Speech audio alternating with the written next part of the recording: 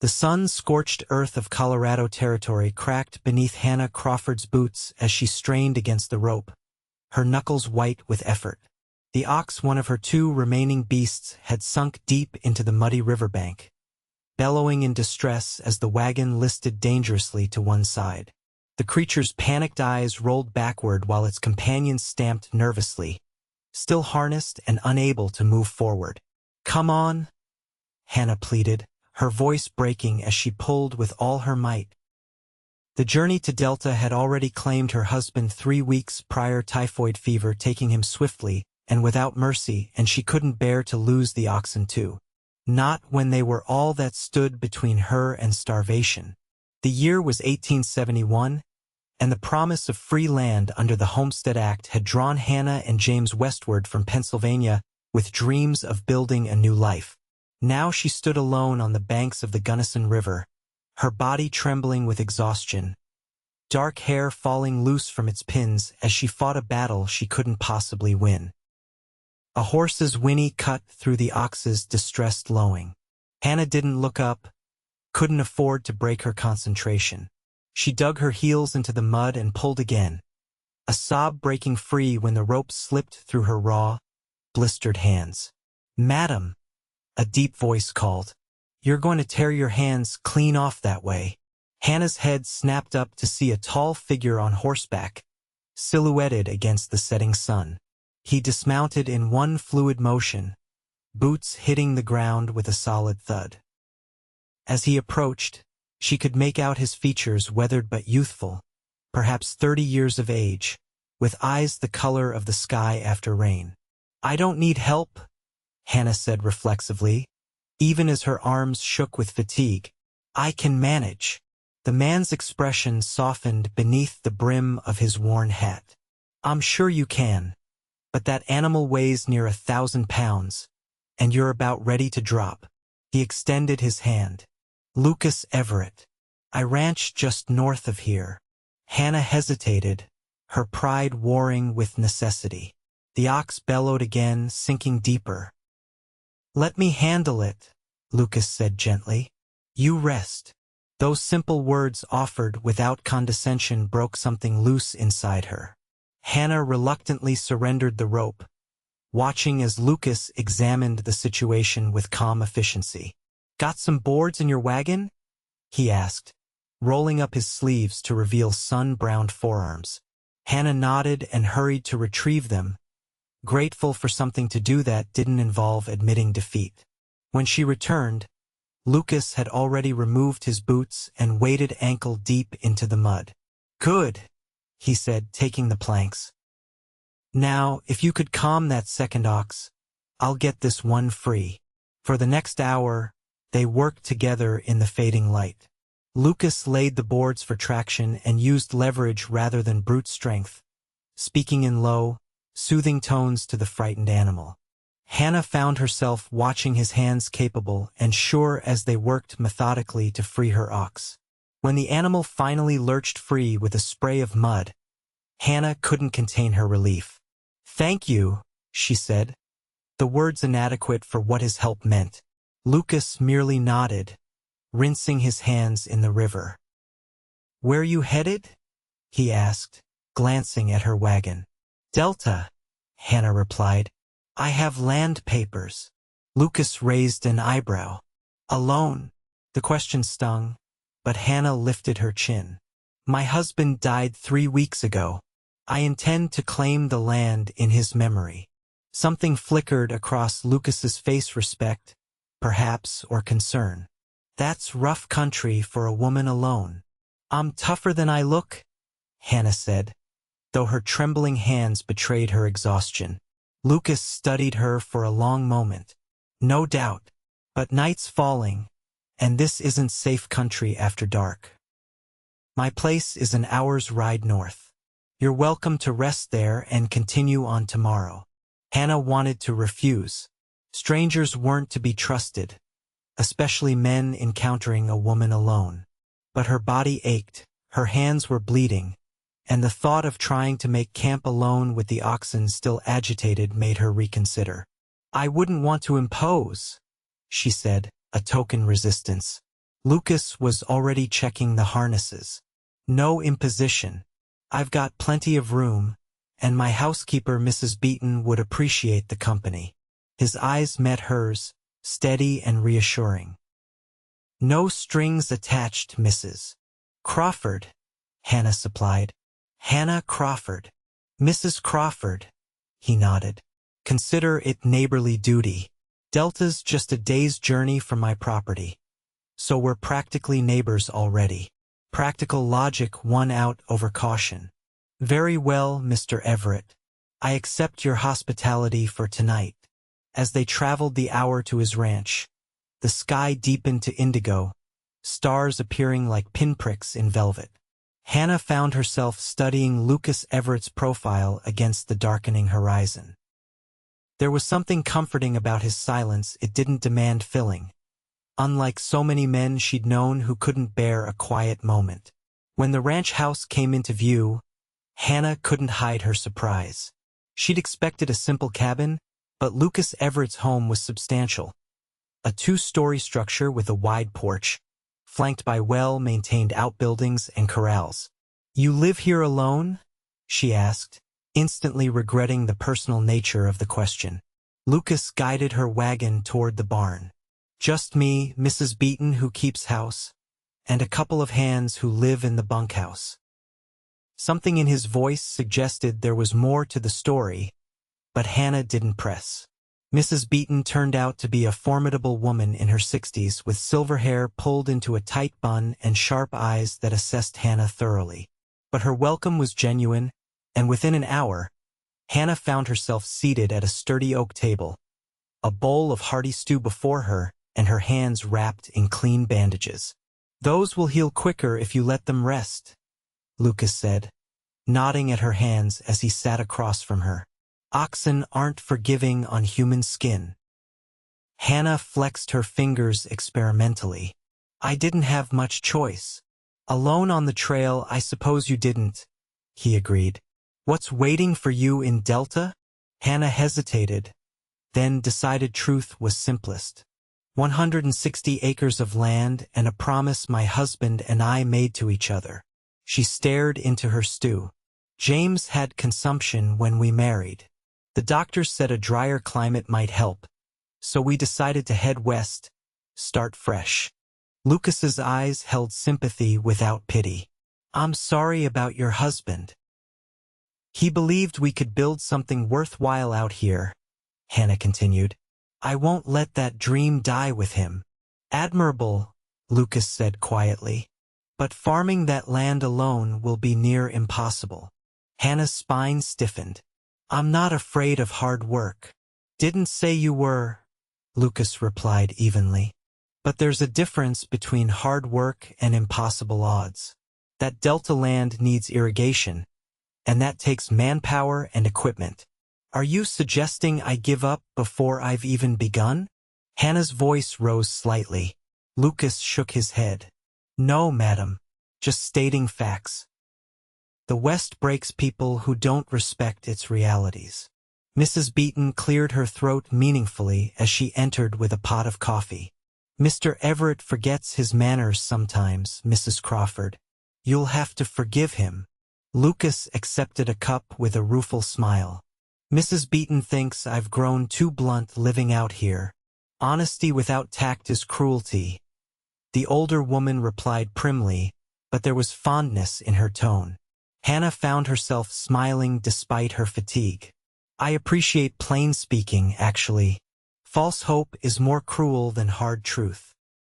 Lucas studied her over the rim of his cup. "Then plainly speaking, Mrs. Crawford, I think you should consider your options carefully before you commit yourself to that Delta claim." Before Hannah could respond, Mrs. Beaton intervened. "That's quite enough business talk for tonight.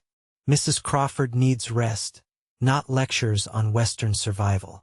Hannah was shown to a small but comfortable bedroom upstairs, with a real feather mattress and clean linens. After weeks of sleeping in the wagon or on the ground, it felt almost sinfully luxurious. She sat on the edge of the bed, unwinding her hair, thinking about Lucas Everett's words.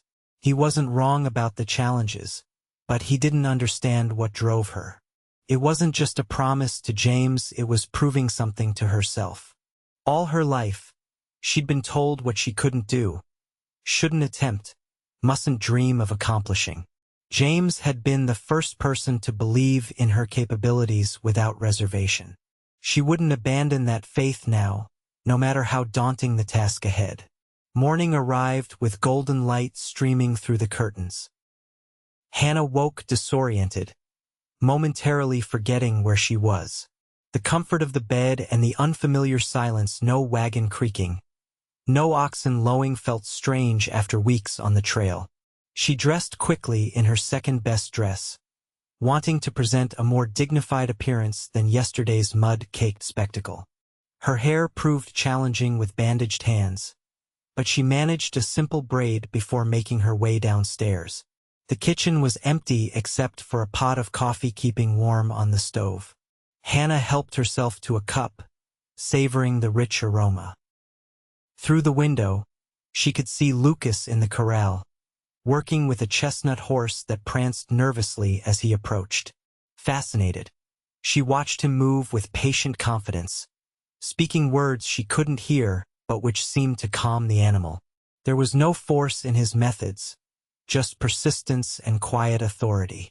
Eventually, the horse allowed him to stroke its neck, a small victory that made Lucas smile, a genuine expression that transformed his weathered features. Hannah realized she was staring and turned away, embarrassed by her interest. She needed to focus on reaching Delta and establishing herself, not admiring the rancher's way with horses. Mrs. Beaton bustled in with a basket of eggs. "Good morning, Mrs. Crawford.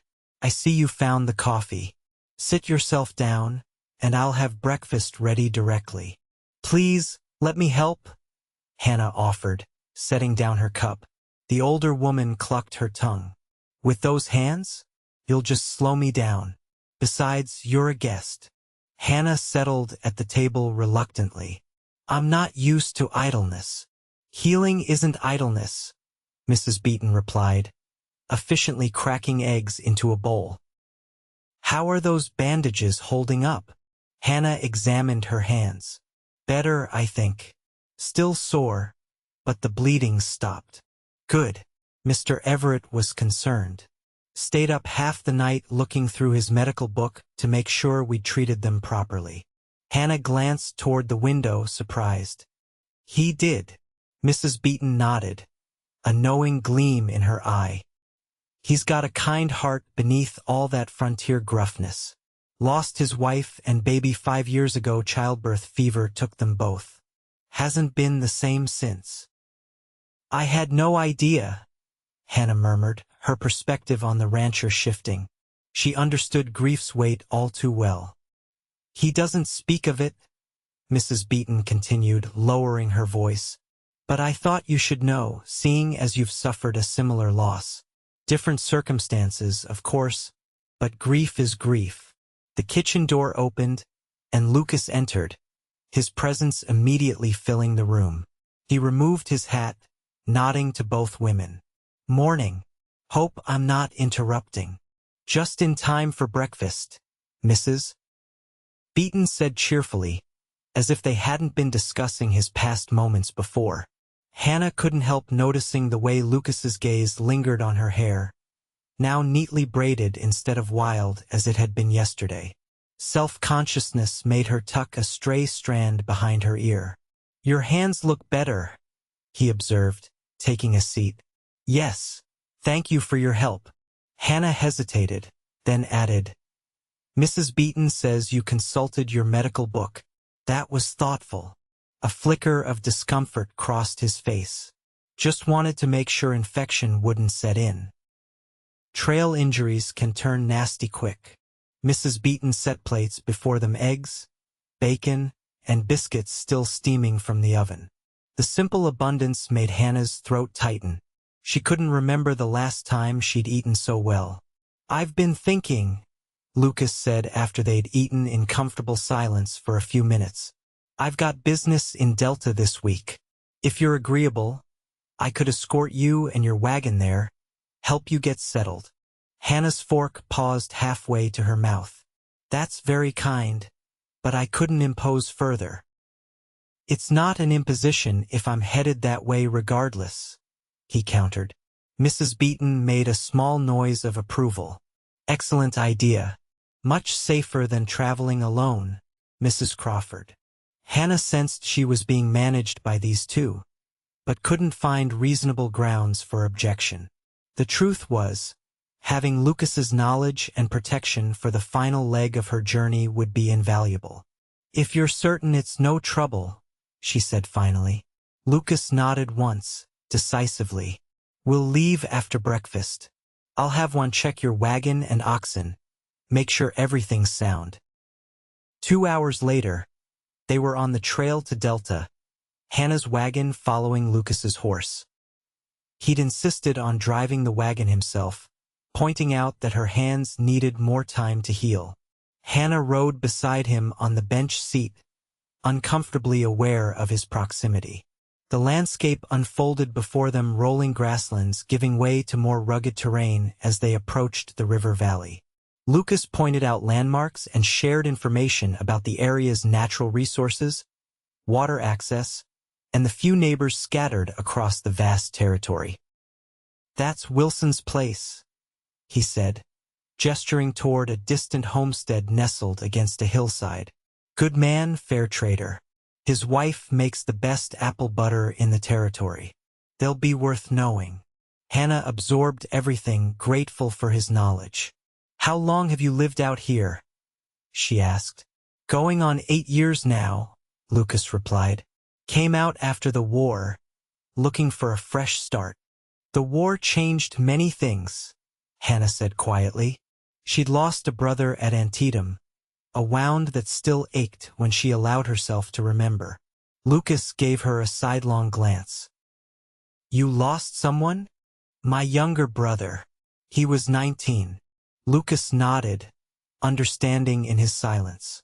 After a moment, he said, My ranch was nothing but a run-down cabin and overgrazed pasture when I bought it. Previous owner lost heart after a hard winter killed half his stock. You've built it into something impressive, Hannah observed. A ghost of a smile crossed his face. Took time and a fair share of mistakes. First 2 years, I nearly gave up monthly. What kept you going? Lucas was quiet so long Hannah thought he might not answer. Finally, he said, Stubbornness, mostly. And my wife, Eleanor.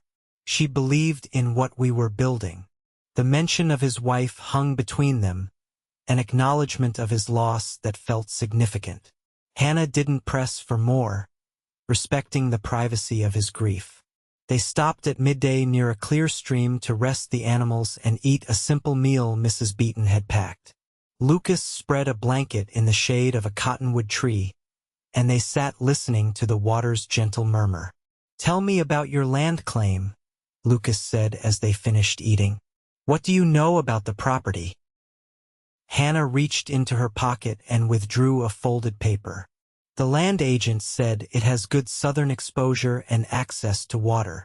She smoothed the paper on her knee. James chose it because of this creek running through the northeast corner. Lucas studied the crude map. Thompson Creek, he identified. It runs year-round, which is good. But this section, he pointed to the western portion, can be problematic during dry years. The soil's rocky there. Hannah frowned. The agent didn't mention that. Land agents rarely mention the drawbacks, Lucas said dryly. But it's not bad land. With proper management, you could make it work. If I were a man with experience and strength, you mean? Hannah couldn't keep the edge from her voice. Lucas met her gaze directly. I didn't say that, but I won't pretend it won't be harder for you. Hannah folded the map carefully. My father was a farmer. I grew up working the land. I'm not completely ignorant. Pennsylvania farming and Colorado farming are different beasts entirely, Lucas countered. But I wasn't suggesting you can't learn. Hannah studied him, trying to understand his motives. Why are you helping me, Mr. Everett? The question seemed to surprise him.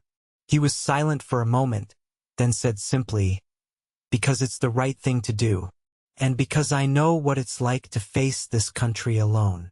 Something in his tone of vulnerability beneath the strength touched Hannah deeply. She looked away, suddenly afraid of the connection forming between them. "We should continue if we want to reach Delta by nightfall," she said, rising to her feet. Lucas packed away the remains of their meal without comment, but Hannah felt his eyes on her as she walked back to the wagon, her heart beating strangely fast. The afternoon brought more difficult terrain, the wagon jolting over rocky ground. Lucas handled the team with skill, but Hannah found herself gripping the seat during the worst stretches. At one particularly jarring bump, she was thrown against him, her hand instinctively grasping his arm to steady herself. "Sorry," she murmured, withdrawing quickly. "No harm done," Lucas replied, but his voice sounded different, lower, slightly unsteady. Hannah kept her eyes fixed on the horizon, acutely aware of his presence beside her. This sudden awareness of Lucas as a man rather than simply a helpful neighbor unsettled her. James had been gone barely a month, and here she was, noticing the breadth of another man's shoulders, the strength in his hands as he held the reins. Guilt washed through her, followed by confusion. She had loved James deeply, nursed him through his final days with devotion. How could her heart already be stirring for someone else? But was it truly her heart, or merely loneliness and gratitude? The distinction mattered. Lucas seemed to sense her inner turmoil and kept conversation practical for the remainder of the journey. By late afternoon, the settlement of Delta came into view, a collection of buildings huddled near the confluence of the Uncompahgre and Gunnison rivers. "Not much to look at yet," Lucas commented as they approached. "But it's growing. The railroad surveyors were through last month. If the line comes through, Delta will boom." Hannah surveyed what would be her new home with mixed emotions. It was smaller than she'd imagined, rougher, but there was a frontier energy to the place that spoke of possibility. "Where will I stay tonight?" she asked, suddenly realizing she hadn't planned beyond reaching the town. "The Delta house takes boarders," Lucas replied.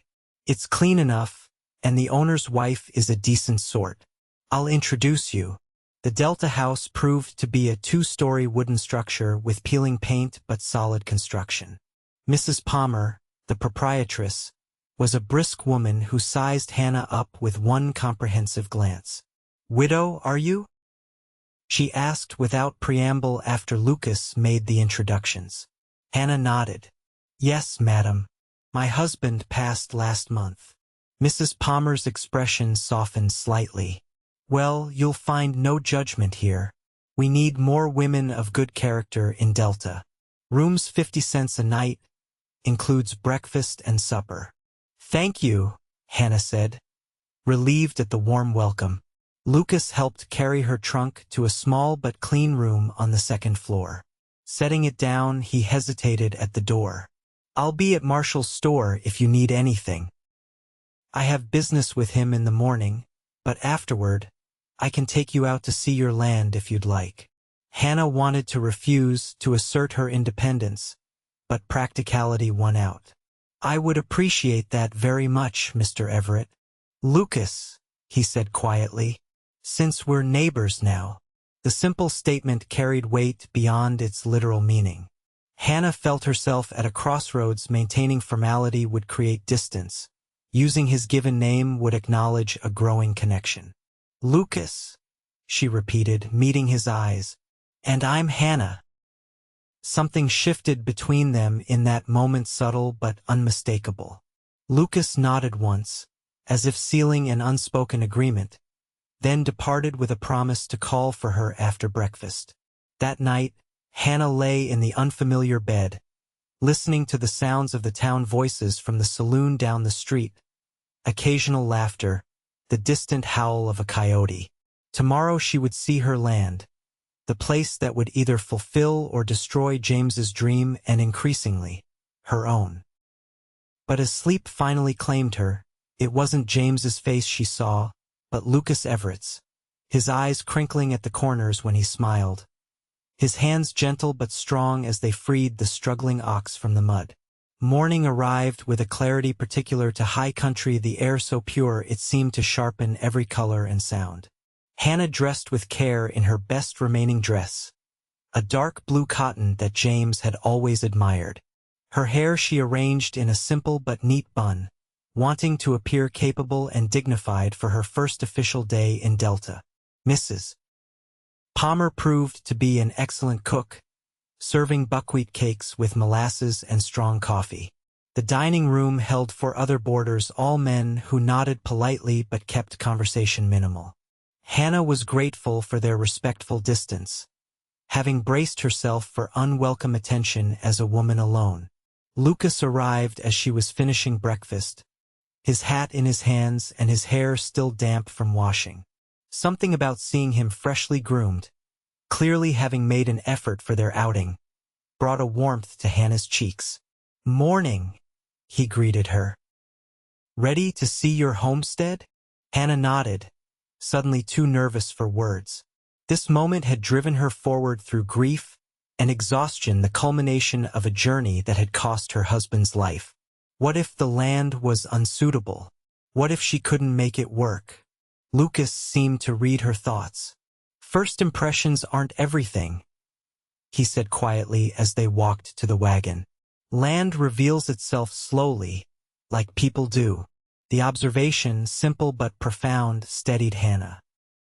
"You've become quite philosophical living out here," she remarked, accepting his hand as she climbed onto the wagon seat.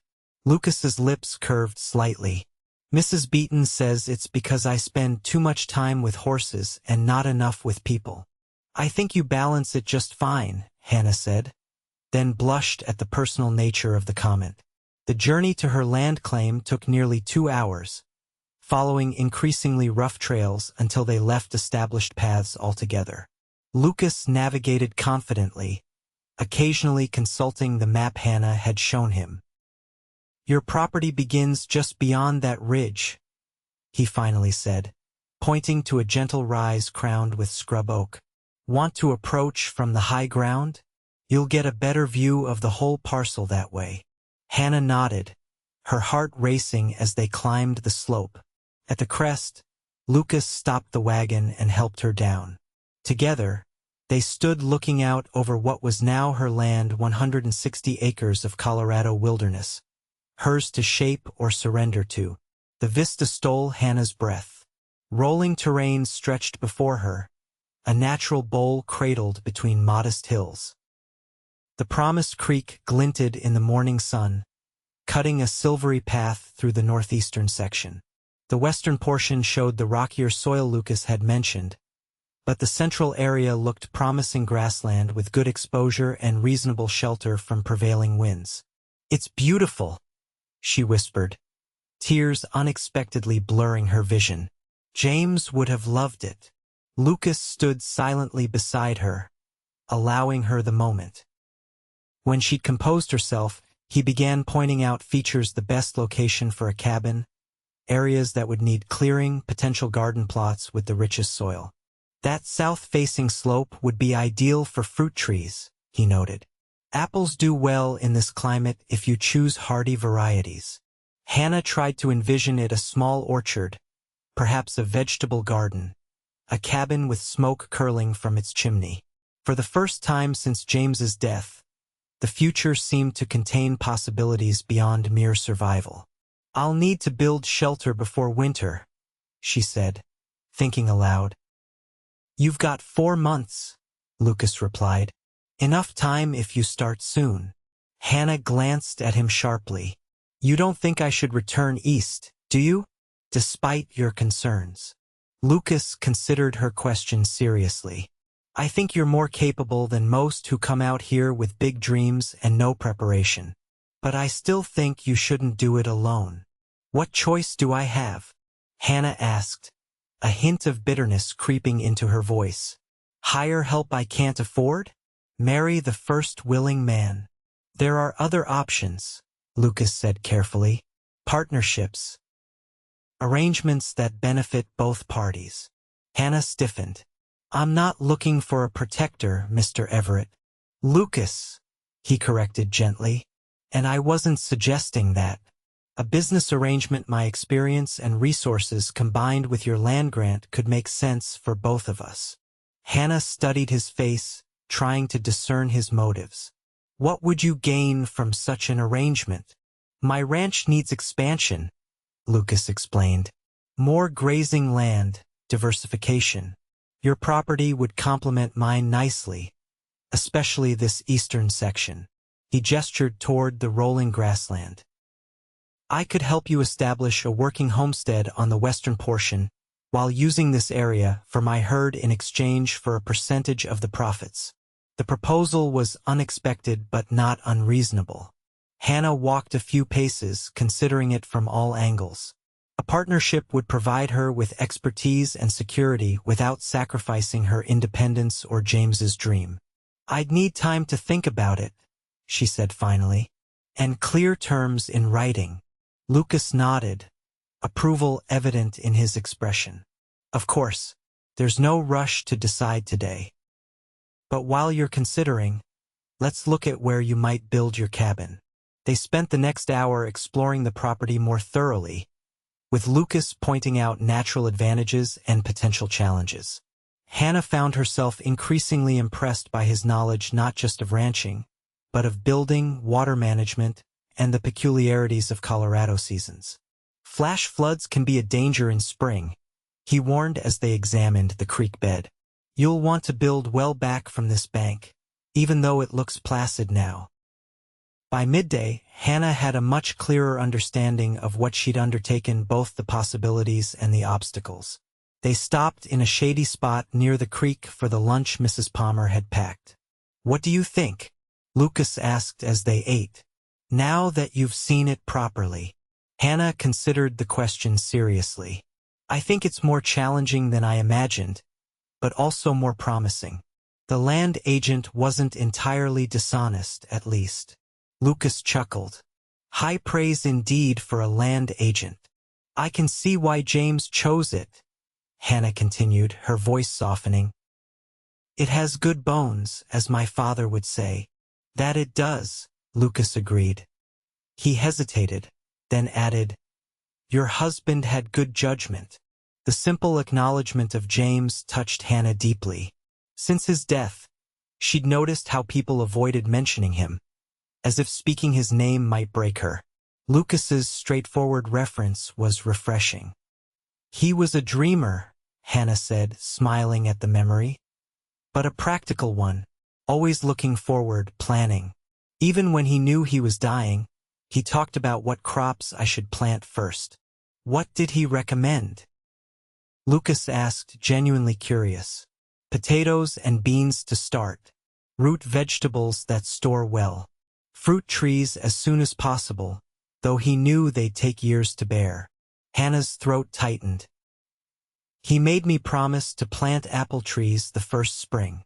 Lucas was quiet for a moment. I have some saplings that would transplant well, come spring. Northern Spy and Winesap. Hardy varieties. The offer, simple but meaningful, brought fresh tears to Hannah's eyes. She blinked them away, embarrassed by her emotion. Thank you. That's very kind. Not kindness, Lucas corrected. Good farming. Diversity strengthens the land. Hannah recognized the statement for what it was, a way to accept his help without feeling obligated. His sensitivity to her pride only increased her growing admiration. As they packed up to leave, dark clouds began gathering over the western mountains. Lucas eyed them with concern. Weather's changing. We should head back. They had barely covered half the distance to town when the storm broke, not the gentle rain Hannah knew from Pennsylvania, but a violent mountain tempest that turned the trail to mud within minutes. Thunder crashed overhead as lightning split the sky, and the wind drove the rain horizontally into their faces. We need shelter, Lucas shouted over the storm's roar. There's a line shack about a mile east. We can wait it out there. Hannah nodded, clinging to the wagon seat as Lucas urged the team forward. The oxen struggled in the rapidly deteriorating conditions, their hooves slipping in mud that grew deeper with each passing minute. The line shack proved to be little more than a one-room cabin with a dirt floor and crude furnishings, but its solid roof and walls were welcome refuge from the storm's fury. Lucas tended to the animals while Hannah wrung water from her sodden skirts, shivering despite her efforts to appear composed. When Lucas entered, bringing a blast of wet air with him, he immediately noted her condition. "You're freezing," he said, concern evident. "We need to get a fire going." The cabin's small fireplace contained ashes from previous occupants. Lucas quickly found kindling and matches from a supply shelf, working efficiently to build a flame. Soon, welcome heat radiated from the small blaze. "Come closer," he urged Hannah, who stood awkwardly by the door. "You'll catch your death otherwise." Hannah moved toward the fire, aware of how her wet clothing clung to her body and the impropriety of the situation. Here she was, alone in a remote cabin with a man she barely knew, her reputation completely at his mercy. Lucas seemed to sense her discomfort. "I'll step outside while you get out of those wet things," he said, reaching for a wool blanket folded on a narrow bunk. "Wrap up in this. Your clothes can dry by the fire." "I couldn't possibly," Hannah began. "You can and must," Lucas cut in firmly. "Pneumonia doesn't care about propriety, Hannah." The use of her given name, combined with genuine concern in his voice, silenced her objections. She accepted the blanket, and Lucas discreetly exited, closing the door firmly behind him. Hannah changed quickly, hanging her dress and petticoat near the fire and wrapping the blanket tightly around herself. The rough wool scratched her skin but provided blessed warmth. "You can come in now," she called when she was decently covered. Lucas entered, carrying more firewood. He'd removed his soaked coat, but his shirt still clung to his broad shoulders. Hannah averted her eyes, suddenly conscious of their isolation and the intimacy of their situation. "Storm's settling in," he observed, adding wood to the fire. "Might be here a while." Hannah nodded, unable to think of a suitable response. The only furniture was a crude table, 2 stools, and the narrow bunk. Lucas took one of the stools, positioning it a respectful distance from where Hannah stood by the fire. Silence stretched between them, broken only by the storm's rage and the fire's crackle. Hannah found herself studying Lucas's profile as he stared into the flames. There was a quietness to him that she found comforting. He didn't feel compelled to fill silence with meaningless talk. "Tell me about your ranch," she said finally, genuinely curious about the life he'd built. Lucas glanced up, seeming pleased by her interest. "Started with 30 head of cattle and that rundown cabin I mentioned. Now I'm up to 200 head and decent grazing land. The house." He paused, something flickering in his expression. The house was Eleanor's project. She had visions of a real home, not just shelter. Hannah settled onto the second stool, drawing the blanket closer. "Mrs. Beaton mentioned that you lost your wife and child. I'm very sorry." Lucas nodded, pain evident in the tightening of his jaw. 5 years ago, Eleanor was 7 months along when she took fever. Doctor couldn't save either of them. The stark simplicity of his statement conveyed the depth of his loss more powerfully than elaborate descriptions could have. "That kind of grief changes a person," Hannah said quietly. "Yes," Lucas agreed. "Makes you question everything. Purpose. Faith." He prodded the fire with a stick. "Spent a year after in a fog, just going through motions. Neglected the ranch myself. If not for Mrs. Beaton showing up and essentially taking over, I might not have survived it." "How did she come to work for you?" Hannah asked, touched by his honesty. A hint of a smile touched Lucas's lips. "She was Eleanor's aunt. came for the funeral and never left. Said she couldn't stand to see Eleanor's dreams wasted by a man too lost in grief to care for himself properly. She sounds formidable. That she is, Lucas agreed, his expression warming. Saved me from myself, though I fought her every step of the way. Slowly, I started living again instead of just existing. Hannah understood that journey all too well. James's illness gave me time to prepare for his death. But nothing truly prepares you for that final moment when they're gone. Lucas met her eyes, recognition passing between them, the understanding that only those who have walked through deep grief can share. Does it get easier? Hannah asked, voicing the question that had haunted her sleepless nights. Lucas considered this carefully. Not easier. Different. The sharp edges of grief dull somewhat. You learn to live with the absence, incorporate it into who you are.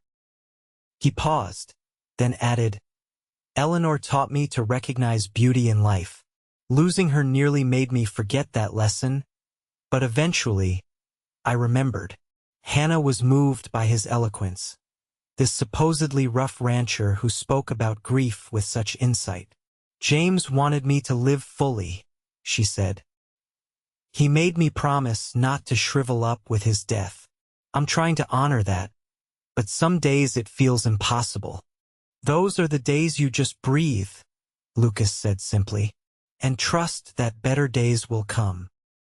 Outside, the storm continued its assault, but inside the small cabin, something delicate was forming, a connection based on shared understanding and mutual respect.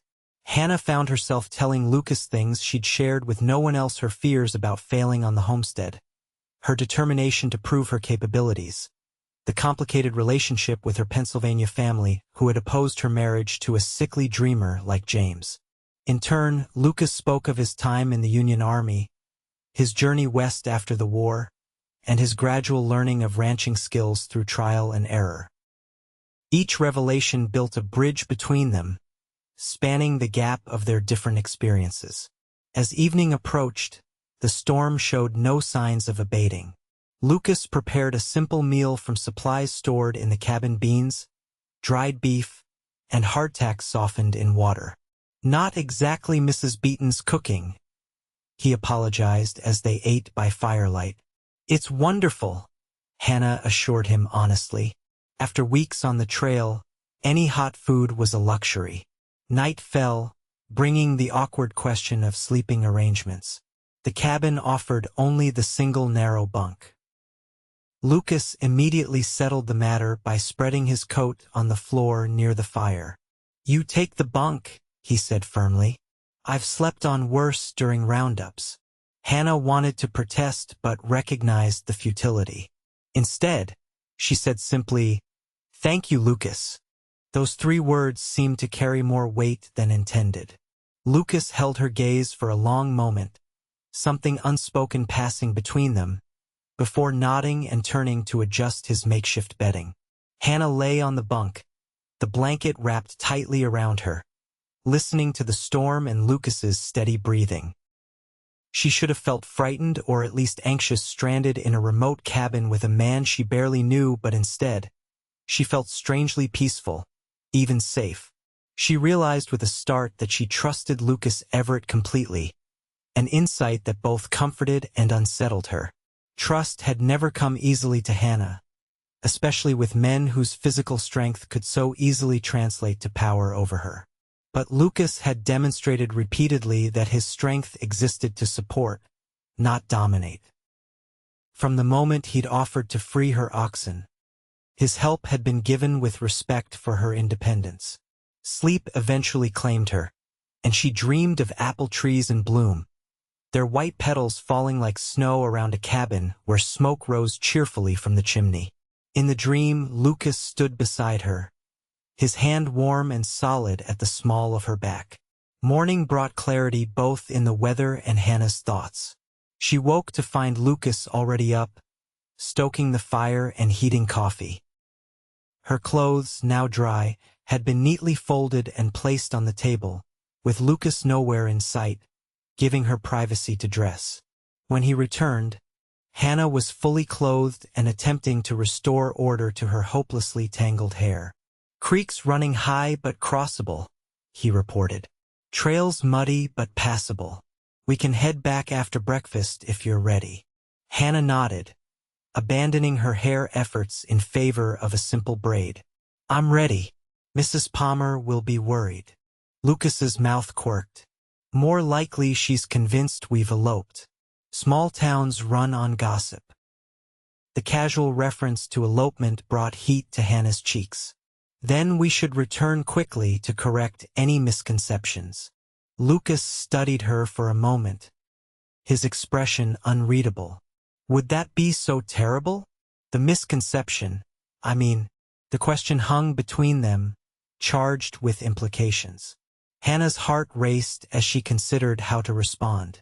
"People will think what they will," she said carefully. "We know the truth of the situation." Lucas accepted her neutral answer with a nod, though something like disappointment flickered briefly in his eyes. They ate a quick breakfast of coffee and the last of the dried beef, then prepared to depart. The world outside was transformed, washed clean by the storm, vibrant with renewed life. Puddles reflected the clear blue sky, and the air smelled of wet earth and pine. Despite the mud that sucked at their boots, there was an undeniable beauty to the landscape. Their return journey to Delta was largely silent, each lost in private thoughts. Hannah found herself repeatedly glancing at Lucas's profile, wondering what he was thinking and what his question had truly meant. Had he been testing her virtue or genuinely contemplating a future that included her? The town came into view shortly after midday. As they approached, Hannah became increasingly aware of how their appearance would be interpreted returning after clearly spending the night away. Her hair in a simple braid instead of its usual arrangement, both of them showing signs of their adventure. Her fears proved justified when they drew up before the Delta house. Mrs. Palmer stood on the porch, arms crossed and expression severe. Several townspeople lingered nearby, poorly disguising their interest in the returning pair. Lucas helped Hannah down from the wagon, his hand lingering on hers a moment longer than necessary. "Let me handle this," he murmured. Before Hannah could protest, Lucas addressed the small gathering directly. "Mrs. Palmer, good citizens, I owe you and Mrs. Crawford an apology. The storm caught us examining her property and forced us to seek shelter in my line shack. Any inconvenience or worry this caused falls entirely on my shoulders." Mrs. Palmer's expression softened slightly. "No harm done, Mr. Everett. These things happen in wild country." Her eyes, however, remained sharp as they assessed Hannah, though some might question the propriety. Lucas straightened to his full height, his voice taking on a formal quality Hannah hadn't heard before. "Mrs. Crawford conducted herself with absolute propriety throughout this unfortunate circumstance. Any suggestion otherwise would be a grave insult to a lady of impeccable character." The simple dignity of his defense moved Hannah deeply. In one statement, he had shielded her reputation while acknowledging her worth as a person, not merely a woman in need of protection. Mrs. Palmer nodded slowly. "Well said, Mr. Everett. Come along, Mrs. Crawford. I've kept water hot for you. Guessing you'd want to freshen up." As Hannah moved to follow her landlady, Lucas touched her arm lightly. "I'll call tomorrow to discuss the partnership proposal, if that's acceptable." Hannah nodded, aware of watching eyes. "Thank you for everything, Mr. Everett." The formality felt strange after the intimacy of their conversations in the cabin, but social convention demanded it. Lucas tipped his hat, his eyes conveying what words could not, then climbed back into the wagon and departed. Mrs. Palmer wasted no time in ushering Hannah inside and up to her room. To Hannah's surprise, the older woman's manner was sympathetic rather than judgmental once they were alone. "Don't fret about gossip, my dear," she said briskly. "Lucas Everett is respected in these parts. His word carries weight." Hannah sank onto the bed, suddenly exhausted. I never intended to place myself in such a compromising position. Mrs. Palmer shrugged. Nature doesn't care about our intentions. Besides, there are worse fates than being linked to Lucas Everett in local gossip. Hannah glanced up sharply. What do you mean? The older woman's expression softened. He's a good man, honorable, hardworking. Been alone too long, if you ask me. That big house needs a family. Mrs. Palmer, I'm a recent widow, Hannah protested, though her heart beat faster at the implication. And he's been a widower 5 years, came the practical reply. Life moves differently out here. We can't afford the luxury of extended mourning periods.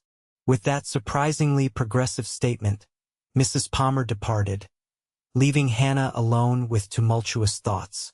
The idea that others might be matchmaking seeing her and Lucas as a potential pair was both alarming and strangely exhilarating.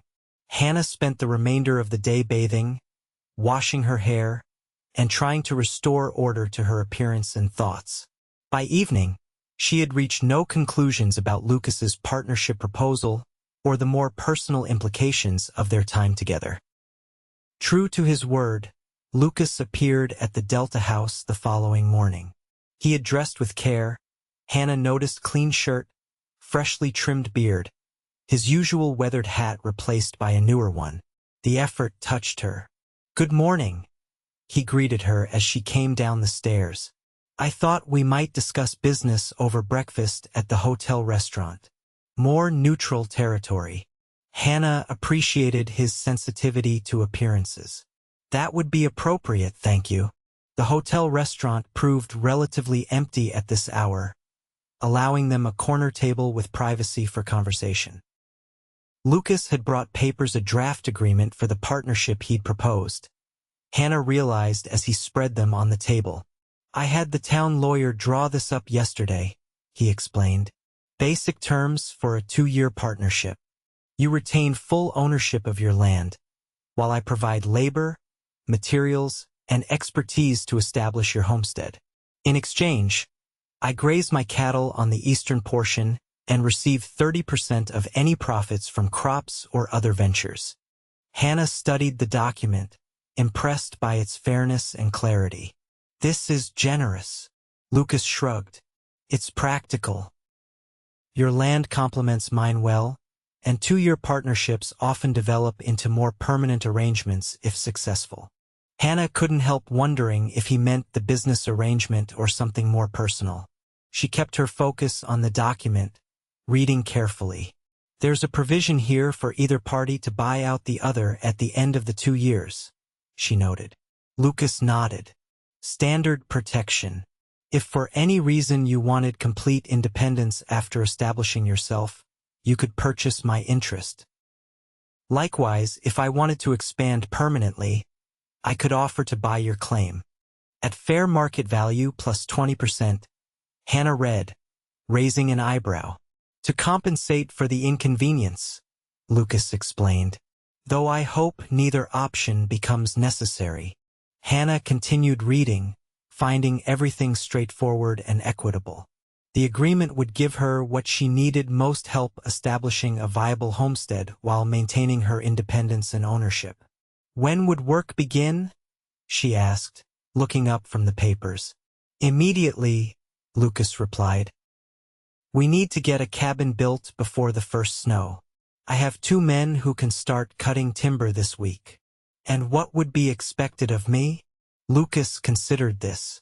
Your input on the cabin design and placement, learning the land, planning for spring planting. He paused. And patience with my occasional overcaution. I've seen too many homesteaders fail by rushing decisions. Hannah appreciated his honesty. I can agree to those terms, provided you understand that final decisions about my portion of the land remain mine. Wouldn't have it any other way, Lucas assured her, a hint of admiration in his eyes.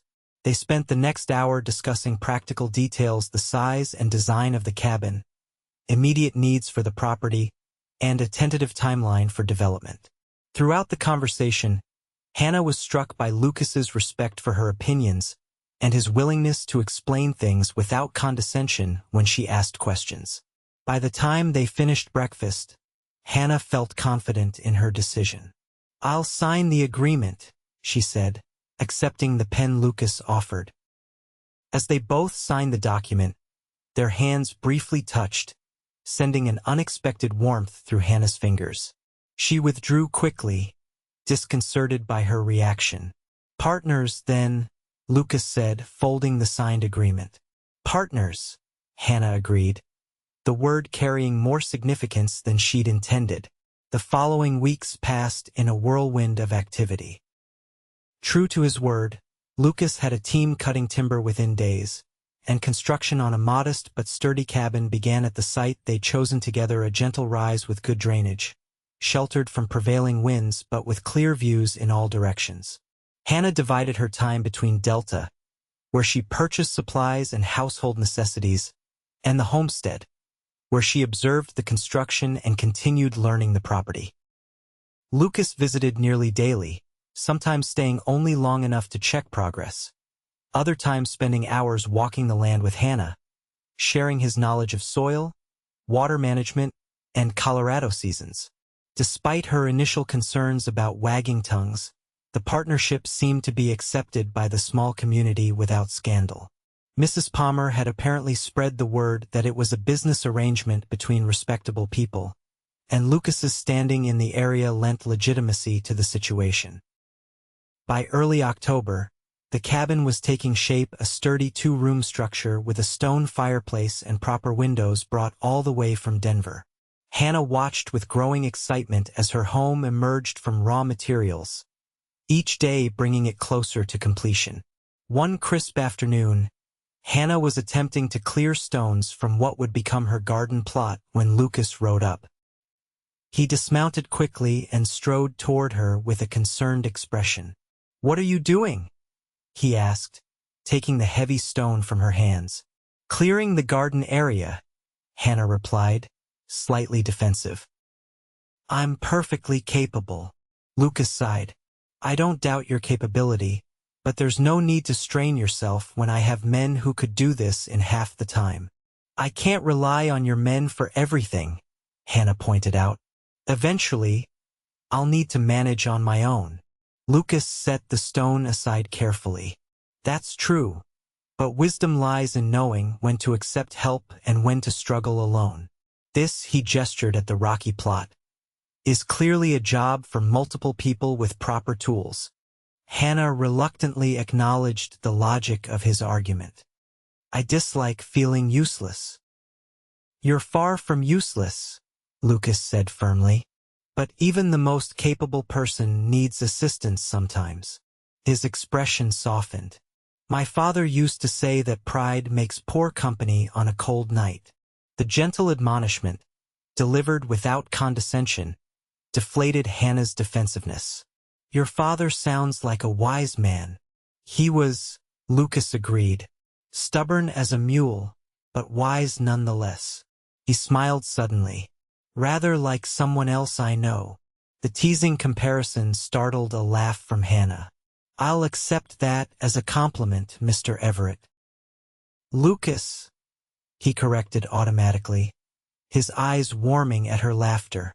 A comfortable silence fell between them, broken only by the distant sounds of hammering from the cabin site. Hannah became acutely aware of Lucas's proximity and the way the afternoon sun highlighted the golden strands in his brown hair. "I brought something for you," he said suddenly, turning toward his horse. From his saddlebag he withdrew a small package wrapped in cloth. Hannah accepted it curiously. Unwrapping the cloth revealed a book, a well-worn copy of Emerson's essays. "I noticed you didn't have many books with you," Lucas explained.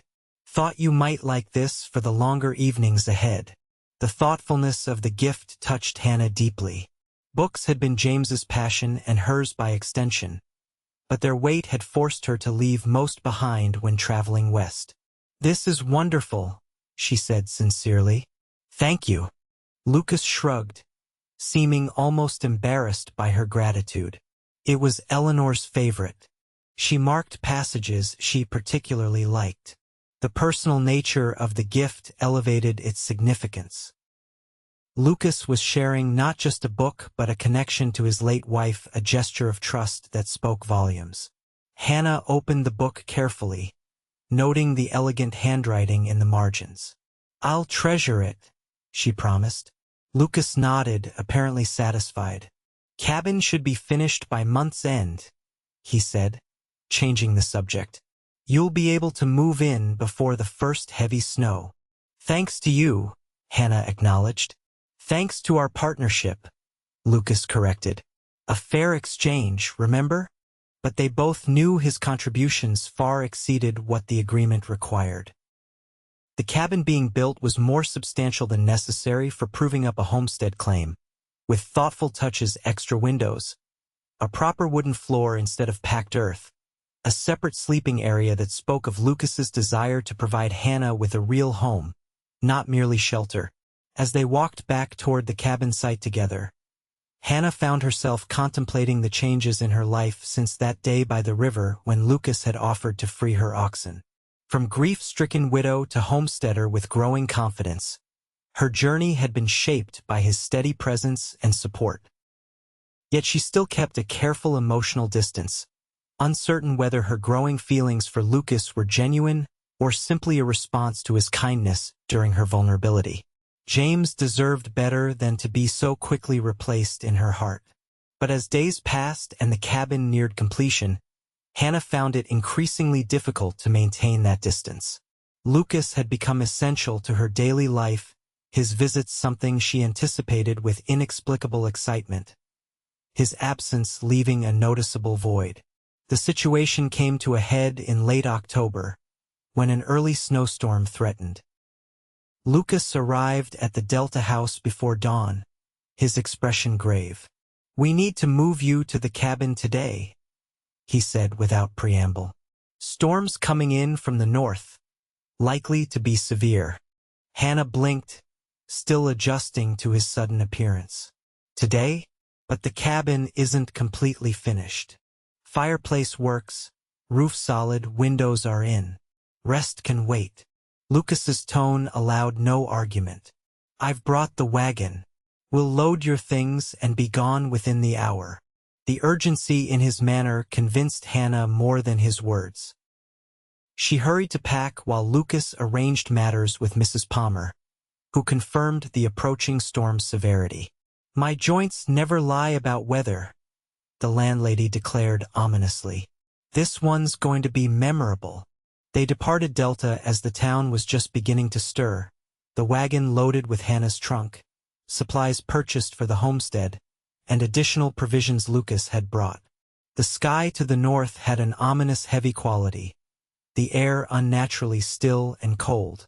"Will we make it before the storm hits?" Hannah asked as they cleared the town limits. Lucas glanced at the threatening sky. "If we push hard. No stops unless absolutely necessary." The journey took on a race-like quality, with Lucas urging the team to maintain a brisk pace despite the loaded wagon. They spoke little, both focused on the darkening horizon and the distance remaining. When the cabin finally came into view, Hannah felt a surge of emotion she hadn't anticipated, pride mingled with relief and a strange sense of homecoming, despite never having spent a night there. Lucas wasted no time in unloading essentials, carrying Hannah's trunk inside while she organized food supplies. The cabin's interior was surprisingly welcoming, simple but thoughtfully arranged, with the fireplace taking center stage in the main room. "It's wonderful," Hannah said sincerely as Lucas built a fire. "Better than I imagined." Lucas glanced up from his task, satisfaction evident in his expression. "Still needs work, shelving, proper cupboards, more furniture. But it'll keep you warm and dry through winter." The first snowflakes began falling as they brought in the last of the supply's delicate white crystals that quickly gave way to thicker, more insistent flakes driven by strengthening wind. "I should get back," Lucas said reluctantly, looking out the window at the rapidly deteriorating conditions. Hannah felt a surge of alarm. "Is that wise?" The storm seems to be worsening quickly. Lucas hesitated, clearly torn between propriety and practicality. Wouldn't want to impose or cause talk. There's no one to talk out here, Hannah pointed out reasonably. And I would never forgive myself if something happened to you because of concern for my reputation. The wind howled suddenly around the cabin corners, making the decision for them. Lucas nodded, resignation mingling with what might have been relief in his expression. I'll see to the horses, he said.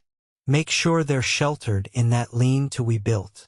By the time he returned, stamping snow from his boots, the storm had developed into a full blizzard. Wind shrieked down the chimney, making the fire dance erratically, while snow accumulated rapidly outside the windows, transforming the familiar landscape into an alien white wilderness. Never seen a storm intensify so quickly, Lucas commented, warming his hands by the fire. You were right to insist I stay. Wouldn't have made it halfway to town. Hannah busied herself preparing a simple meal from their supplies, uncomfortably aware of the parallel to their previous night sheltering from the rainstorm. But circumstances were markedly different now. This was her home, not a line shack, and their relationship had evolved from strangers to partners and something like friends. As they ate by firelight, the storm's ferocity increased, rattling the windows and finding every tiny gap in the cabin's construction. Despite the fire's warmth, a persistent chill permeated the room. Cabins proving itself? Lucas observed, listening to the wind's assault. Good construction. Hannah nodded, grateful for the sturdy walls between them and the storm's fury. I can't thank you enough for pushing to have it completed before winter. Partnership working as intended, Lucas replied with a slight smile. My experience, your determination. They fell into comfortable conversation as the evening progressed, discussing plans for spring planting and improvements to the property. Hannah found herself relaxing despite the storm's intimidating soundtrack, secure in both the cabin's protection and Lucas's reassuring presence. When it came time to sleep, however, the awkwardness returned. The cabin's sleeping area was separated from the main room only by a curtain, currently unhung. The single bed, though larger than the bunk in the line shack, remained the only proper sleeping place. Lucas solved the dilemma by arranging blankets near the fireplace. I'll be comfortable enough here, he assured Hannah, forestalling her protests. Kept warm by the fire, Hannah reluctantly accepted the arrangement, retreating to the sleeping area with mixed emotions. The bed, with its fresh straw tick covered by a proper quilt, should have been a luxury after weeks at the boarding house, but she found sleep elusive. Through the uncurtained doorway, she could see Lucas's silhouette against the firelight, his profile strong and somehow comforting. The realization struck her suddenly that she felt completely safe with this man, not merely physically secure, but emotionally protected as well. He had demonstrated repeatedly that her well-being and independence mattered to him, that her dreams and ambitions were worthy of support. Such men were rare in Hannah's experience. Even James, for all his love and respect, had occasionally slipped into the protective pattern society encouraged, making decisions for her own good without full consultation. Lucas treated her as a genuine equal, offering guidance based on experience but ultimately respecting her choices, even when he disagreed. It was a profound form of respect that Hannah had never fully experienced. The storm continued its assault throughout the night, but inside the cabin, a different kind of tempest was brewing. Hannah's growing awareness that her feelings for Lucas had progressed far beyond gratitude or friendship. The realization both excited and terrified her. Morning brought no relief from the blizzard. If anything, conditions had worsened, with snow now completely obscuring the windows and wind finding new ways to announce its presence. Lucas added wood to the fire, his expression revealing concern he tried to hide. Might be here another day, he said carefully. Storm shows no signs of letting up. Hannah nodded, uncertain whether she was disappointed or relieved by the prospect of extended isolation with Lucas. "We have sufficient provisions," she noted practically. They settled into a domestic routine that felt strangely natural, sharing tasks, conversing easily, giving each other space within the cabin's confines. Lucas repaired a loose shutter that had begun to rattle, while Hannah organized her belongings and prepared meals. The forced intimacy could have been uncomfortable, but instead felt almost like a glimpse into what shared life might be. As dusk approached on their second day of confinement, bringing no improvement in conditions, Hannah found herself watching Lucas as he carefully whittled a piece of wood by firelight. His hands, strong enough to break a man yet gentle enough to calm frightened animals, moved with surprising delicacy as they shaped the wood. "What are you making?" she asked, genuinely curious. Lucas glanced up, seeming almost embarrassed to be caught in the creative act. "Hook for your door," he explained. Noticed it needed one. The simple utility of the gift touched Hannah more than an extravagant present might have. It represented Lucas's constant attention to her needs, not just the dramatic rescues like freeing the oxen, but the small daily considerations that truly made life better. "Thank you," she said, her voice softer than intended. "For everything." Lucas paused in his carving, his eyes meeting hers across the firelit room. Something shifted in his expression, a vulnerability rarely visible beneath his capable exterior. "Hannah," he began, then hesitated. Whatever he intended to say was interrupted by a sudden violent gust that sent snow cascading down the chimney, momentarily dimming the fire and filling the cabin with bitter cold. They both jumped to their feet, Lucas moving quickly to rebuild the flame while Hannah closed the damper slightly to prevent further intrusions. The moment, whatever it might have become, passed, replaced by practical concerns about the storm's persistence and their dwindling firewood. By morning of the third day, the storm's fury had finally abated, though snow lay deep across the landscape, transforming familiar features into smooth white mounds. The temperature had dropped dramatically, turning the world crystal brittle. Lucas stood at the window assessing conditions. "Trail will be nearly impassable," he observed, "but I should attempt to return to town before they send a search party." Hannah felt an unexpected reluctance to see him leave. These days of enforced proximity had created a connection she wasn't ready to relinquish. "Is it safe?" she asked, trying to keep concern from her voice. "Safe enough," Lucas replied, though his tone suggested the journey would be challenging. "Main thing is to let folks know we survived the storm." "We," Hannah repeated softly. The simple pronoun contained multitudes' acknowledgement of their shared experience, the partnership that had evolved beyond business, the unspoken connection growing between them. Lucas turned from the window, his expression serious. "Hannah, when I return to town, there will be talk. People will assume things about these days we've spent here." "Let them talk," Hannah said with unexpected firmness. "We know the truth." Lucas studied her face. "And what is the truth, Hannah?" The direct question caught her off guard. What was the truth of her feelings? That gratitude had deepened into respect, respect into affection, and affection into something she was afraid to name? That despite her grief for James, her heart had somehow made room for this quiet, steadfast man? "The truth is that you've been a true friend and partner," she said carefully, "beyond what our agreement required." Disappointment flickered briefly in Lucas's eyes before he nodded. "Then that's what we'll tell anyone who asks."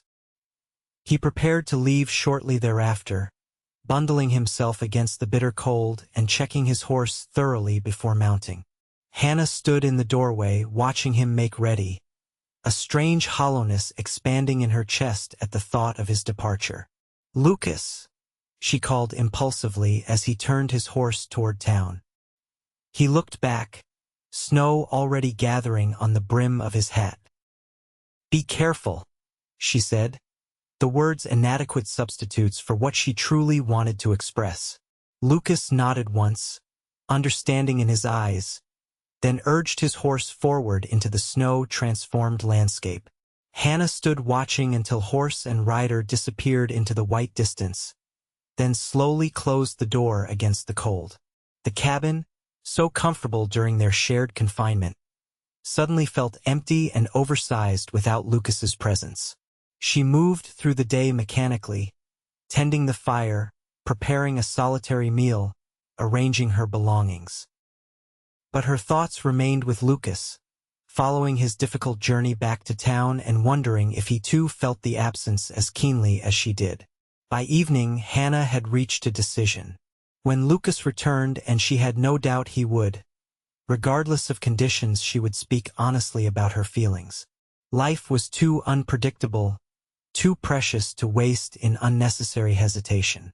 James himself had urged her to live fully after his death, to find joy where she could. 3 days passed before conditions improved enough for travel between town and the homestead. Hannah kept busy improving the cabin's interior, arranging her limited belongings, and planning for spring.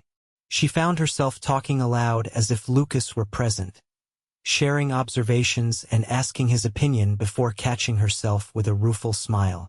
On the 4th day, she heard the distinctive sound of approaching horses, multiple riders, not just one. Hannah hurried to the window, her heart racing with anticipation that quickly turned to concern. 3 riders were approaching through the snow, Lucas in the lead, followed by 2 strangers. She opened the door as they dismounted, anxiety mounting as she noted the grim expression on Lucas's face. "Hannah," he greeted her, his voice carrying an unfamiliar formality. "These gentlemen are from the land office in Denver. They need to speak with you regarding your claim." Cold fear replaced anticipation. Hannah straightened her spine, nodding politely to the officials as she invited all 3 men inside. One was clearly the senior, a balding man with spectacles and an officious manner who introduced himself as Mr. Grimes. His companion, a younger man who seemed perpetually uncomfortable, was merely "my assistant, Mr. Parrish." "Mrs. Crawford," Mr. Grimes began once they were seated, "we've been reviewing land claims in this region following some irregularities that have come to light regarding certain transactions." Hannah glanced at Lucas, whose expression remained carefully neutral. "What sort of irregularities?" Mr. Grimes cleared his throat. "It appears that several claims, including yours, were sold by an agent who had no authority to dispose of them. The land had already been designated for railroad development." The words struck Hannah like physical blows. "That's impossible. I have papers signed and sealed." "Fraudulent papers, I'm afraid," Mr. Grimes replied, not unkindly. "The agent in question, a Mr. Harold Simpson, has been arrested, but that doesn't change the legal status of the land." Hannah felt the room tilt slightly. All her plans, her promise to James, the partnership with Lucas, all built on a foundation of sand. "What does this mean?" she managed to ask, her voice sounding distant to her own ears. Mr. Grimes shifted uncomfortably. "Technically, you're currently residing on property owned by the Western Pacific Railroad.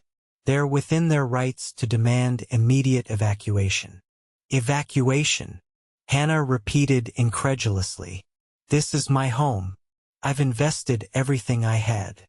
"I understand your distress, Mrs. Crawford, but legally, there must be alternatives," Lucas interrupted, speaking for the first time.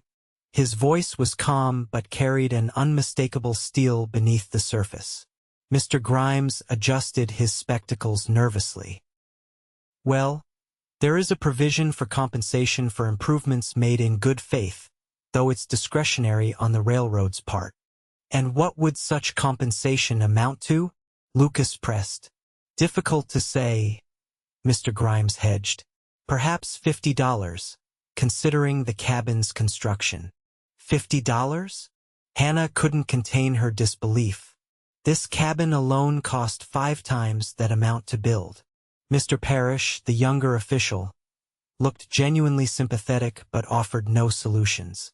Mr. Grimes merely spread his hands in a gesture of bureaucratic helplessness.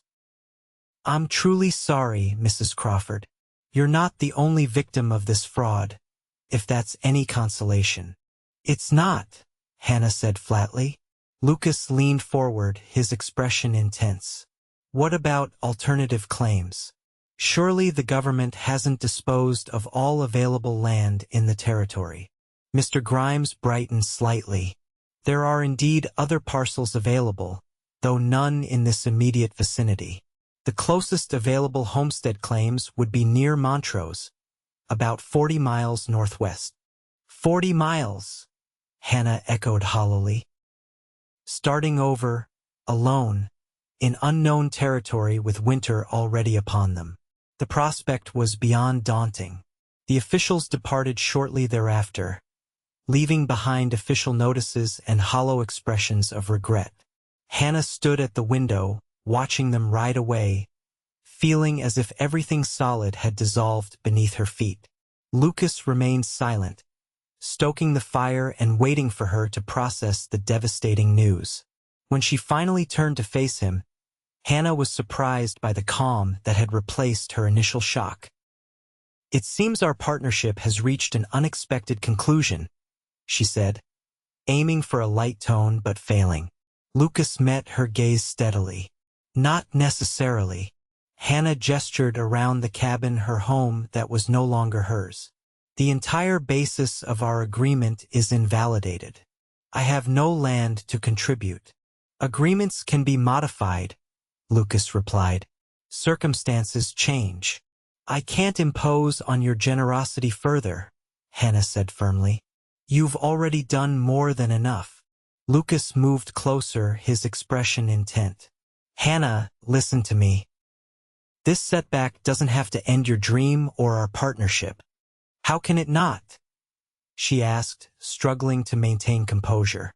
"Everything I planned is built on land I don't own." "There are other possibilities," Lucas said. He hesitated, then continued with careful deliberation. "My ranch has plenty of land that could be developed for crops, including areas suitable for the orchard you wanted. The house has room for expansion." Hannah stared at him, trying to understand the implications of his words. "Are you offering me employment?" "No," Lucas said quietly. "I'm offering you a future. Together." The simple declaration hung in the air between them, its significance unmistakable. Hannah's heart raced as she realized what Lucas was proposing. "This isn't how I planned to have this conversation," he continued when she remained silent. "I'd intended more romance, better timing. But perhaps clear necessity is more honest than carefully arranged circumstances." "Lucas," Hannah began, uncertain how to respond. "This is very sudden." A hint of a smile touched his lips. "Is it? I've known since that day by the river that you were someone extraordinary. The woman who tried to pull an ox from the mud through sheer determination rather than admit defeat. That was foolishness, not courage," Hannah protested. "It was both," Lucas corrected. "And it showed me who you truly are, someone who faces impossible challenges with grace and tenacity." He moved closer, close enough that Hannah could see the flecks of gold in his blue eyes. "I didn't plan to love again after Eleanor. Thought that part of me had died with her and our child. But you, Hannah Crawford, have awakened feelings I believed long buried." The confession, delivered with such simple honesty, pierced through Hannah's confusion. "I've been afraid," she admitted softly. "Afraid that my feelings for you somehow betrayed James's memory." Lucas nodded, understanding. "I know that fear intimately, but I've come to believe that loving again doesn't diminish what we had with those we've lost. It honors them by proving that they taught us how to love well." The profound truth of his words resonated deeply with Hannah. James had indeed taught her to love fully, to risk her heart despite inevitable pain. Would he want her to deny that capacity now? "I need time to think," she said finally. "This changes everything." "Of course," Lucas agreed immediately. "I don't expect an immediate answer, but know that my offer stands regardless of your decision about us personally. My home and land are open to you as a partner, a friend, or something more. Your choice entirely." His willingness to give her space, to place her needs above his hopes, only confirmed what Hannah already knew about Lucas Everett's character. He was a man who understood that love without respect was merely possession. "Thank you," she said simply, the words inadequate for the emotions swirling within her. Lucas prepared to depart shortly thereafter, promising to return in 2 days. "Consider all options," he advised, "including Montrose if that appeals to you. I want you to choose freely, not from desperation." As Hannah watched him ride away for the second time that week, her thoughts were markedly different from before. Then, she had been coming to terms with newfound feelings. Now, she faced a decision that would determine her entire future. The next 2 days passed in intense contemplation. Hannah moved between practical assessment of her options and deep emotional reflection about her feelings for Lucas and her commitment to James's memory. Montrose offered a fresh start completely her own, independent of Lucas's assistance. But it meant beginning again from nothing, in winter, in unfamiliar territory. Practical considerations aside, Hannah realized with growing clarity that separation from Lucas would leave an emptiness in her life she wasn't sure she could bear. His offer to stay at the ranch as partner or friend was generous, but Hannah knew such an arrangement would ultimately prove untenable. Their feelings for each other had developed too far for such casual proximity, which left the third option, accepting Lucas's implied proposal and building a life together. Not as a solution to her practical problems, but as an acknowledgement of the connection that had grown between them since that first meeting by the river. When Lucas returned as promised, Hannah was waiting at the door. She had packed her few belongings, making her decision obvious before speaking a word. "You're leaving," Lucas observed, disappointment evident despite his attempt to hide it. "Yes," Hannah confirmed, stepping onto the porch. "This place was never truly mine, as it turns out." Lucas nodded, his expression carefully controlled. "I understand. I can help transport your things to Montrose when you're ready." "I'm not going to Montrose," Hannah said softly. Lucas went very still, hope dawning slowly in his eyes. "No?" Hannah moved closer, her heart pounding. "James wanted me to live fully after he was gone, to build something meaningful." She took a deep breath. "I believe that something could be a life with you, Lucas. Not because I need shelter or protection, but because in you I've found a partner in the truest sense, someone who respects my strength while offering his own." The transformation in Lucas's expression was like sunrise, gradual, then suddenly radiant. "Are you certain?" he asked, his voice rough with emotion. "I don't want you to choose me out of necessity." "I'm choosing you because I love you," Hannah said simply, the words feeling right as they left her lips. "The rest is just circumstance." Lucas closed the distance between them in 2 strides, gathering her hands in his. "I've loved you since I saw you straining against that rope, too stubborn to admit you needed help," he confessed, a smile breaking through his serious expression. "And I've loved you since you said, 'Let me handle it, you rest,'" Hannah replied, finally understanding the significance of that moment. "Not because you took over, but because you saw both my strength and my limits and respected both." Their first kiss was gentle, a promise rather than a demand, sweet with the certainty of mutual choice rather than desperate passion. When they separated, Lucas rested his forehead against hers, a gesture of intimacy that spoke of deep connection. "We'll need to marry quickly," he said practically, "before the next snowfall makes travel to town impossible." Hannah laughed, the sound bright in the winter air. Such a romantic proposal, Mr. Everett. Lucas grinned, unrepentant. I'll save the poetry for after we're safely home. For now, practicality must prevail. Home, Hannah repeated, testing the word. Your ranch. Our ranch, Lucas corrected. Partners in all things now. They were married 3 days later in Delta's small church, with Mrs. Palmer and Mrs. Beaton as witnesses. The ceremony was simple but meaningful, with Hannah wearing her best dress and Lucas in a clean white shirt that Mrs. Beaton had pressed meticulously for the occasion. The journey to the ranch now home was made through light snow that transformed the landscape into a glittering wonderland. Hannah sat close to Lucas in the wagon, their shared warmth both physical comfort and symbol of their new bond. Mrs. Beaton welcomed them with uncharacteristic emotion, embracing Hannah firmly. About time, she declared, wiping suspicious moisture from her eyes. This house has been too empty too long. That night, in the bedroom that had once been Eleanor's but was now theirs, Lucas and Hannah came together as husband and wife. Their lovemaking held all the tenderness of new discovery combined with the certainty of deep connection, each giving and receiving with equal joy. Afterward, as they lay tangled together beneath thick quilts, Lucas traced the curve of Hannah's cheek with gentle fingers. Happy? He asked softly. Yes, Hannah answered truthfully, though I still can't quite believe how much has changed since that day by the river. Life turns on small moments, Lucas observed.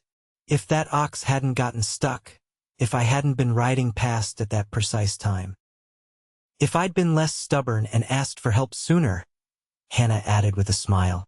Lucas laughed, the sound rumbling pleasantly against her ear where it rested on his chest. Then I wouldn't have seen your remarkable determination. Everything happened exactly as it needed to. As winter deepened into the stillness of January and February, Hannah and Lucas settled into the rhythms of married life. The ranch demanded constant attention, even in winter, but they worked together as the true partners they had become. Hannah learned the business of cattle ranching while Lucas listened attentively to her plans for spring planting and the promised orchard. Mrs. Beaton, after initial territorialism, gradually ceded portions of household management to Hannah, recognizing her capability and genuine desire to contribute. The older woman's gruff affection became a cornerstone of their shared life. Her practical wisdom a resource Hannah came to treasure. By March, as the first hints of spring softened the frozen landscape, Hannah discovered she was expecting a child. The news, confirmed by the local midwife, filled her with both joy and trepidation. Are you happy about this? She asked Lucas anxiously after sharing the news. His history losing both wife and child to childbirth complications made his reaction uncertain. Lucas was silent for a long moment, his expression unreadable. Then he knelt before her chair, placing gentle hands on her still flat stomach. Terrified, he admitted honestly, and happier than I can express. He looked up, meeting her eyes. We'll take every precaution, Dr.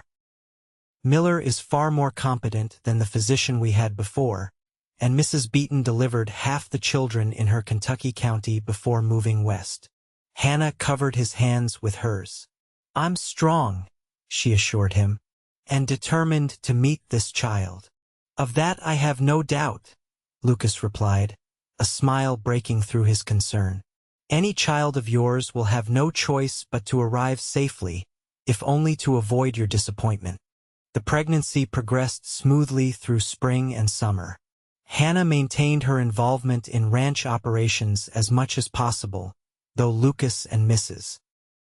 Beaton conspired to shield her from the most strenuous tasks. The apple saplings Lucas had promised were planted on the gentle slope south of the house, northern spy and winesap, as promised, plus wealthy and yellow transparent varieties. For a more extended harvest season, Lucas explained as they carefully positioned each sapling. These will fruit at different times, giving us apples from August through October. Planning for the future, Hannah observed, resting a hand on her growing belly. Many futures, Lucas agreed, covering her hand with his own. As autumn painted the landscape in russet and gold, Hannah's time drew near. Lucas grew increasingly anxious, often waking in the night to check on her breathing. Hannah bore his protectiveness with patience, understanding its roots in past trauma. "This time will be different," she assured him repeatedly. "I promise." Their son arrived on a clear October morning after a surprisingly straightforward labor. Mrs. Beaton and the midwife managed the birth with calm efficiency, while Lucas paced the porch, wearing a path in the boards with his anxious steps. When finally allowed to enter, he approached the bed with reverent caution, his eyes fixed on the small bundle in Hannah's arms. "Meet your son," Hannah said softly, pulling back the blanket to reveal a perfectly formed face with Lucas's cleft chin and a shock of dark hair that promised to resemble Hannah's. "He's magnificent," Lucas whispered, carefully accepting the infant when Hannah offered him. "What shall we call him?" Hannah had given this considerable thought. "James Lucas Everett," she suggested, "to honor the past while celebrating our present." Lucas's eyes filled with unexpected tears as he gazed at his son. "James Lucas," he repeated, testing the sound. "A fine name for a boy who represents both endings and beginnings." As autumn deepened toward winter, their small family settled into new rhythms centered around young James's needs and developmental milestones. The ranch continued to prosper, with Lucas implementing several of Hannah's suggestions for diversification, including the vegetable garden that produced abundantly in its first season. One evening in early December, as snow fell softly outside, Hannah stood at the window cradling James while Lucas added wood to the fire. The domestic scene, so ordinary yet so precious, suddenly overwhelmed her with gratitude. "What are you thinking?" Lucas asked, noting her expression as he straightened from the fireplace. "That life is strange and wonderful," Hannah replied honestly. "A year ago I was a grieving widow struggling with an ox in the mud. Now I'm here, with you and James, feeling more complete than I ever imagined possible after losing James, my first husband." Lucas crossed the room to stand beside her, wrapping an arm around her shoulders as they both gazed at their sleeping son. "From mud to miracles," he murmured. "Not a bad journey." Hannah leaned into his solid presence, savoring the security of belonging that had replaced her desperate independence. "I thought I needed to prove I could do everything alone," she reflected. "But the real strength was in learning when to accept help." "Let me handle it, you rest," Lucas quoted with a smile, repeating the words that had marked the beginning of their story. "Wisest advice I ever followed," Hannah acknowledged, tilting her face up for his kiss. Outside, snow continued falling, blanketing the ranch in pristine white. But inside, warmth radiated from more than just the crackling fire. It emanated from the love that had grown between two people who had each lost profoundly, but found the courage to build something new together, a partnership of equals forged in mutual respect and deepened by shared purpose. As young James stirred in his sleep, tiny fingers curling around his mother's thumb, Hannah and Lucas exchanged a glance filled with shared wonder. Their journey from that muddy riverbank to this moment had been unexpected, challenging, sometimes painful, but ultimately, undeniably worth every step. The oxen that had once been stuck in the mud now grazed contentedly in the ranch's eastern pasture, unwitting catalysts in a love story neither Hannah nor Lucas could have anticipated. Life indeed turned on small moments, apparent disasters often leading to unimagined blessings. And as night deepened around the Everett ranch, the small family stood together in the firelight, living proof that endings could become beginnings, and that love, once thought lost forever, could be rediscovered in the most unexpected circumstances.